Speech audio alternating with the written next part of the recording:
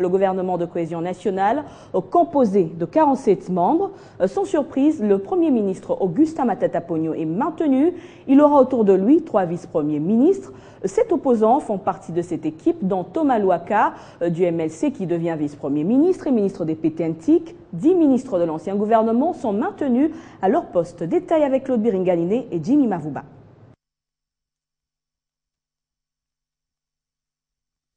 Plus d'une année après avoir été annoncé par Joseph Kabila en octobre 2013 à la clôture des concertations nationales. Un gouvernement de cohésion nationale sera mis en place. Une nouvelle équipe gouvernementale qui comprend aussi les membres de l'opposition. Matata Ponyo est maintenu Premier ministre. Il sera secondé par 3 vice-premiers ministres. Vice-premier ministre, ministre de l'Intérieur et Sécurité, Monsieur Évariste Bochab Mabouji. Vice-premier ministre, ministre des Postes, Télécommunications et Nouvelles Technologies de l'Information et de la Communication, Monsieur Thomas Louaka. Vice-premier ministre, ministre de l'Emploi, Travail et Prévoyance sociale, Monsieur Willy Makiashi. Dans le nouvel exécutif figurent également 2 ministres d'État. Ministre d'État, ministre du Budget, Monsieur Michel Bongongo. Ministre d'État, ministre de la Décentralisation et Affaires coutumières, Monsieur Salomon Banamouéré. 10 ministres de l'ancien gouvernement sont maintenus à leur poste, parmi eux Lambert Mende qui garde la tête du ministère de la Communication et Médias. Raymond Tchibanda reste ministre des Affaires étrangères, comme Félix Kabangenumbi qui reste à la santé. 2 d'entre eux changent de portefeuille. Trifon Kinkemulumba quitte les postes de télécommunications pour les relations avec les parlements. Ministre de l'Emploi dans les précédents gouvernements, Modeste Bahati est nommé à l'économie. Parmi les nouvelles têtes de cette équipe, on compte notamment Emengoï Moukena à la Défense nationale, Alexis Tambouemwamba à la Justice, Olivier Ekamitatou au plan, Théophile Mbemba Fundu à l'enseignement supérieur, Omer Egwake à l'aménagement du territoire, Bijou Mouchitou Kat au ministère du genre, famille et enfants. Et sur ce plateau de Onkoussou, acteur politique mais également ancien vice-gouverneur de la province du Bas-Congo. Bienvenue. Merci. Alors, est-ce que ce gouvernement répond aux attentes de la population? Je crois que ce gouvernement répond aux attentes de la population parce que tout le monde est représenté, toutes les provinces. Et aussi, il ne faut pas oublier que c'est un gouvernement de coalition. Donc, avec ce qui peut appeler des négociations en ce qui concerne les programmes. Et je pense que le Premier ministre qui a déjà quelques années d'expérience va s'y employer pour que ce soit une équipe qui parle d'une seule voix et qui aille dans la même direction. Est-ce qu'on peut dire que ce gouvernement reflète l'équilibre social et l'ouverture prônée par le chef de l'État? L'équilibre social, oui, c'est le temps qui nous le dira. La représentation, la cohésion nationale, c'est un fait. Beaucoup de gens ne le savent pas, mais vous savez que selon nos informations, dans l'ancien gouvernement, par exemple, le Nord Kivu n'était pas représenté. Aujourd'hui, vous avez le ministre du Développement rural, M. Serefouli, qui représente le Nord Kivu, et aussi, je crois, M. Banamouéré, qui va gérer donc la décentralisation dans notre pays. Une petite parenthèse, simplement, c'est ce que nous avons toujours souhaité. Il faut que la décentralisation ait son ministère à proprement parler. Alors, d'après vous, quelles seront les priorités de ce gouvernement? Serait-ce la sécurité ou la préparation des élections? La sécurité, vous savez, c'est la priorité des priorités. Après la victoire sur le M23, quelles que soient quelques difficultés que nous connaissons aujourd'hui, les FLNR, vous savez, c'est un dossier qui tient à cœur le président de la République et le gouvernement. Je crois que il y aura la sécurité. Vous savez ce qui se passe à Béni, ce qui est très très déplorable, ce qui endeuille encore notre pays. Je ne doute point que les efforts vont encore être faits pour que l'on puisse mettre fin à tous ces massacres auxquels on assiste actuellement, à tous ces assassinats. Et aussi, je pense que les sociales, tout le monde va nous attendre au niveau sur le plan social. Mais vous savez, il faut trouver les moyens de faire les sociales. Mais il faut faire confiance à ces gouvernements. Donc, les sociales, la paix, Je crois les élections, la préparation des élections aussi à venir en 2016. Les élections, vous savez, jusqu'à présent, c'est l'affaire de la CENI où tout le monde est représenté. Quand bien même on avait appelé quelques membres à démissionner, mais il me semble qu'aujourd'hui, tout le monde est d'accord que la CENI est en train de faire son bon nombre de chemins. Il faut la laisser travailler. Là aussi, il y a, quoi que l'on dise de son président, c'est un homme qui est outillé. Il faudrait qu'on se fasse tous confiance et qu'on aille de l'avant. Alors, dernière question, M. Deonkoussou. Pourquoi, à votre avis, le président a mis justement du temps pour mettre en place ce gouvernement qu'il avait annoncé, dont l'annonce était, il disait, imminente, et une année après, une année, quelques mois après, on a le nouveau gouvernement de cohésion nationale. Mais comme je viens de le dire ici, la victoire sur les M23, tous ces dossiers donc, qui concernent la guerre, c'est-à-dire la recherche de la paix dans notre pays. Et puis vous savez, quand vous avez l'un des coordonnateurs des concertations qui à la rentrée parlementaire disserte aussi sur la modification de la Constitution, que vous le voulez ou pas, quand c'est vous qui avez la responsabilité de mettre en place un gouvernement où ces gens-là seront appelés, naturellement, il y a toujours des négociations en coulisses sur lesquelles nous ne sommes pas au courant, mais je crois que c'était le temps nécessaire et je ne pense pas non plus qu'on a dépassé la date butoir. Moi, je salue aussi ici les retours de quelques caciques, les gens qui sont expérimentés, Olivier Kamitatou, et qui revient au plan, M. Tambou Mwamba à la justice, et je salue surtout ici la logique politique qui est respectée, le chef du parti majoritaire au sein de l'Assemblée, je crois qu'il mérite aujourd'hui d'être vice-premier ministre et de conduire la politique en matière de sécurité. Là, c'est M. Évariste Bochab. M. Évariste Bochab, pour ne pas le nommer, je crois que tout le monde avait compris. Merci. Donc, on peut que leur dire bonne chance. Voilà. Merci, M. Deonkoussou, pour toutes ces précisions. Merci.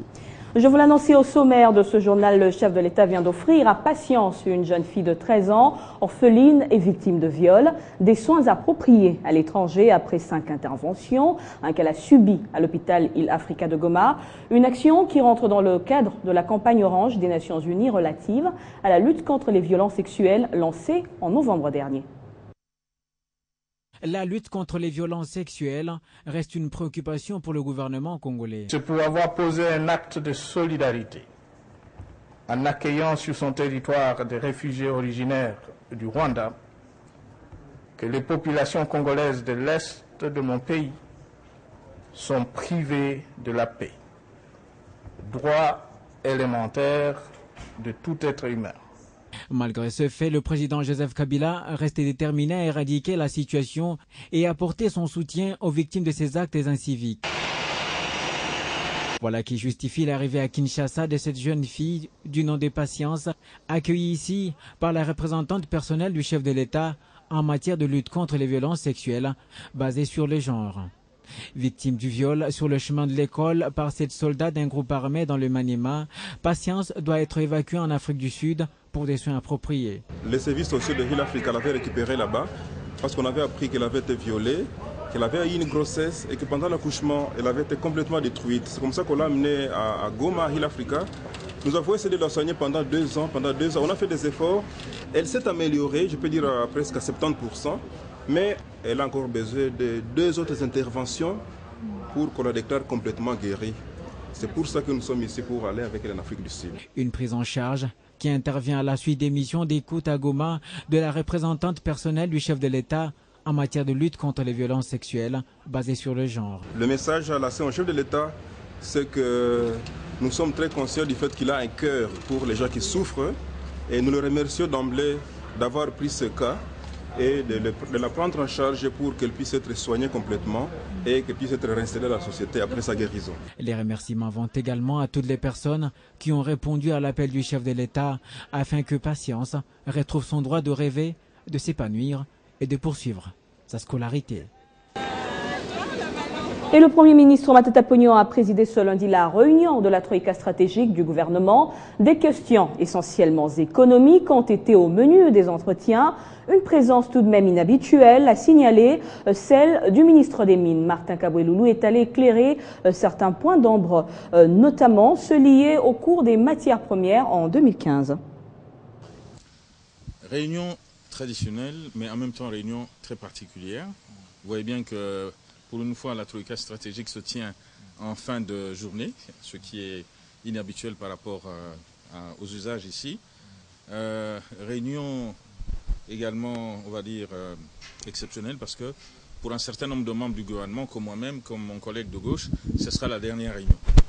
Et donc, réunion également, vous voyez bien qu'elle a connu la participation de notre doyen, qui est venu nous éclairer sur un certain nombre de problématiques liées à l'évolution attendue, notamment en 2015, une situation économique mondiale au niveau des pays émergents, qui sont nos clients en ce qui concerne les matières premières. Et c'était justement le sens de la participation de M. le ministre des Mines à la réunion d'aujourd'hui, qui connaissent quand même des difficultés avec une baisse de croissance, notamment en Chine. Et le ministre nous a dit aujourd'hui, l'essentiel de la production de cuivre de notre pays va en Chine. Et des problèmes de croissance en Chine se répercutent forcément sur les cours et donc sur les perspectives de croissance au niveau national. Ceci dit, on va dire que sur le plan interne, la croissance est bonne. Nous, on l'estime pour 2014 à 8,9%. Le Fonds monétaire est dans nos murs et l'exercice va être fait de voir si il confirme ou infirme ce chiffre de 8,9% de croissance pour 2014. Autre titre, l'Institut de sondage Les Points vient de rendre public les résultats de son enquête en rapport avec le classement des personnalités politiques congolaises et mandataires publics qui ont excellé, mais également les événements qui ont marqué l'année 2014. Jacques Mbadou, gouverneur du Bas-Congo, vient en tête, suivi de l'entraîneur des Léopards, Florent Ibenge, qui a fait son entrée dans la cour des grands avec la qualification de ses poulains à la CAN. Nous avons les entreprises publiques. L'année 2014 aura été riche en événements, tant dans le domaine politique, économique, sportif, religieux, culturel que médiatique en RDC.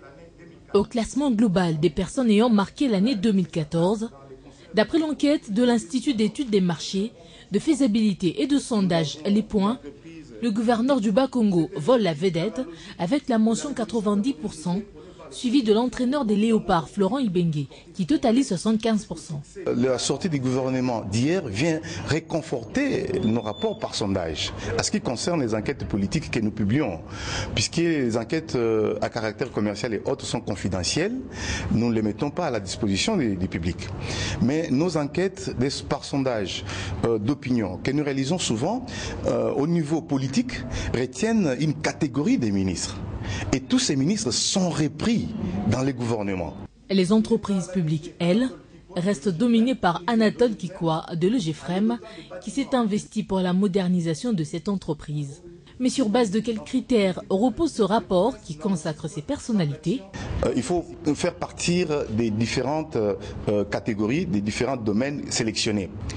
Et nous élaborons la question que nous portons à la soumission de la population, et la population nous répond.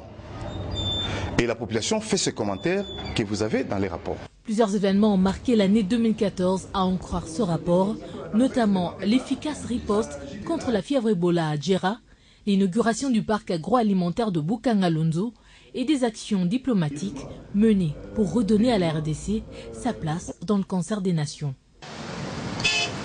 Dans l'actualité de ce lundi également, ouverture de la 5e édition du Salon international de la pharmacie au Congo sous le thème « Les enjeux de la qualité des services dans la filière de soins face à la problématique de l'officine en RDC ». À ces travaux de 3 jours, plusieurs thèmes vont être exploités, suivis d'une table ronde sur la qualité des soins. La qualité des services dans les officines s'impose comme élément déterminant de la fourniture de soins de santé. La filière de soins, depuis l'accueil jusqu'à la délivrance du médicament, doit être organisée sur base soit des expériences érigées en modèle professionnel, soit des normes internationalement reconnues. Voilà pourquoi pharmaciens, médecins, personnel de santé et partenaires se réunissent à cette 5e édition du CIFACO. Aujourd'hui, la pharmacie a une nouvelle dimension. Et elle intègre la dimension de la qualité telle que définie par les standards internationaux. Et il faudrait que les pharmaciens aussi puissent se familiariser. C'est pourquoi nous avons prévu 2 jours de table ronde. Nous ne voulons pas que les pharmaciens attendent le jour où l'autorité va décider que désormais il faudrait que les pharmacies soient en standard internationaux pour qu'on commence à chercher qu'est-ce qu'il faut faire. Pour nous, nous sommes à l'avant-garde. À ces assises, le Congo-Brazzaville prend part active. Ces pays voisins attendent mettre à contribution son expertise.